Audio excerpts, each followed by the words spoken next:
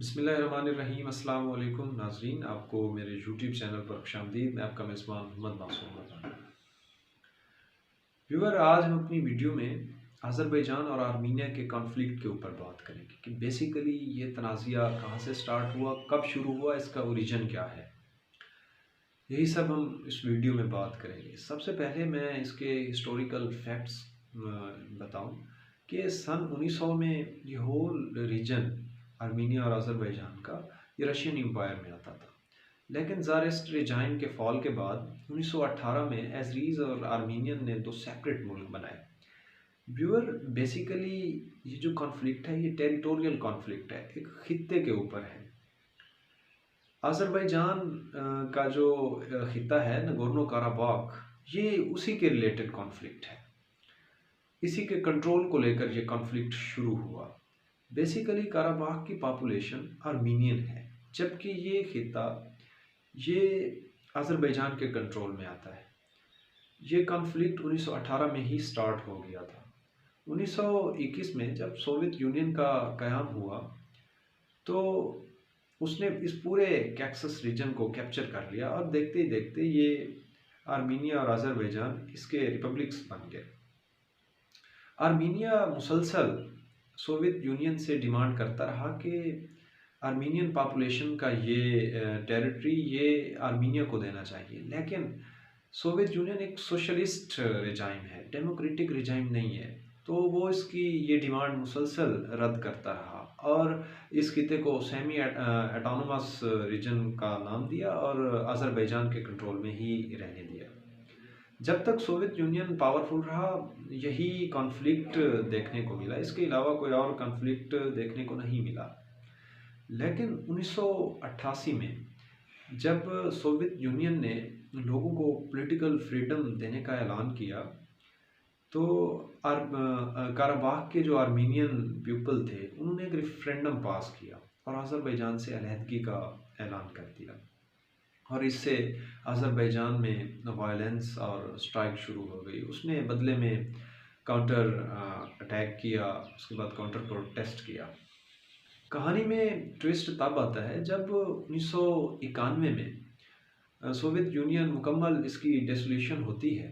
Armenia और Azerbaijan दोनों अपनी इंडिपेंडेंस का ऐलान कर देते हैं और उस 1991 में ही काराबाख के अंदर आर्मीनियन पीपल ने एक रिपब्लिक ऑफ अर्थसाक नामी एक सेल्फ प्रोक्लेम्ड स्टेट का ऐलान किया। इससे ये पूरा खित्ता एक मरतबा फिर फुल स्केल वॉर में दाखिल हो गया। इस वॉर का बहुत ज़्यादा जानी नुकसान हुआ और लाखों लोगों को डिस्प्लेस होना पड़ा।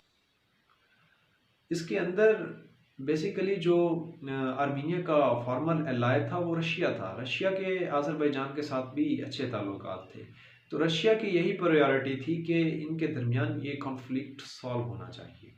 इसके लिए जो वर्ल्ड एटॉमिक पावर हैं उन्होंने एक मिन्स्क ग्रुप बनाया ताकि ये अज़रबैजान और आर्मीनिया का कॉन्फ्लिक्ट है इसका परमानेंट एक सोल्यूशन निकालना चाहिए। 1994 में ही सीज़ फायर हो जाता है आर्मीनिया और अज़रबैजान के साथ, लेकिन वो टेरिटरी जो अज़रबैजान के थे और आर्मीनिया ने कैप्चर कर लिए थे वो आर्मीनिया के पास ही चले जाते हैं। व्यूअर, अज़रबैजान इस टेरिटरी को तो आर्मीनिया का बताता रहा, लेकिन साथ ही कम बैक प्लान भी तैयार करता रहा। एक ज़राए के मुताबिक, सिप्री सोर्स के मुताबिक, अज़रबैजान ने $24 बिलियन अपनी मिलिट्री मॉडरेशन में खर्च कर दिए और साथ ही ये अहद किया कि वो अपने जो ओल्ड टेरिटरी हैं जो आर्मीनिया ने उनसे लिए थे उनको वो हासिल करेगा।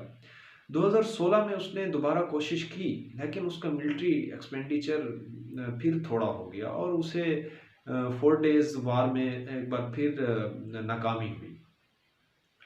लेकिन जब अज़रबैजान तुर्की का कॉन्फिडेंस ले लेता है तो तुर्की अपने ड्रोन्स की मदद से आर्मीनिया को बेबस कर देता है और आर्मीनियंस पीपल उस ड्रोन के आगे, उसकी सिविलियन बेबस नज़र आती है। बेसिकली तुर्की क्यों ऐसा कर रहा है? अगर इसकी हम एक एस्पेक्ट देखें, एजरीज मुस्लिम हैं, उसके अलावा एजरीज की जो ओरिजिन है वो तुर्किक पीपल से बिलोंग करते हैं। ट्रेडिशनली कल्चरली उनमें बहुत सारी चीज़ें सिमिलर हैं। कई बार उनके अंदर जो स्लोगोस मिले हैं वो one state and two nation के भी स्लोगोस मिले हैं। ब्रदरहुड की वजह से तुर्की ने अज़रबैजान की मदद की। पर तुर्की इनरोलमेंट की वजह से एज़रीज़ अज़रबैजान ने वो टेरिटरी जो आर्मीनिया ने 1991-1994 में उनसे छीने थे वो दोबारा हासिल किए, बल्कि तकरीबन 20 किलोमीटर उन्होंने मज़ीद मर्ज किया आर्मीनिया के अंदर। काराबाख का कंट्रोल दोबारा हासिल किया। उसका जो सेकंड लार्जेस्ट सिटी है सोशा, उसका कंट्रोल भी 2020 में तुर्की ने हासिल कर लिया था। व्यूअर, ये कोई इस कॉन्फ्लिक्ट का एक परमानेंट सॉल्यूशन नहीं है, क्योंकि जिस तरह अज़रबैजान ने कम बैक किया इसी तरह आर्मीनिया भी कम बैक कर सकता है। वर्ल्ड पावर को चाहिए कि इस कॉन्फ्लिक्ट को एक परमानेंट सॉल्यूशन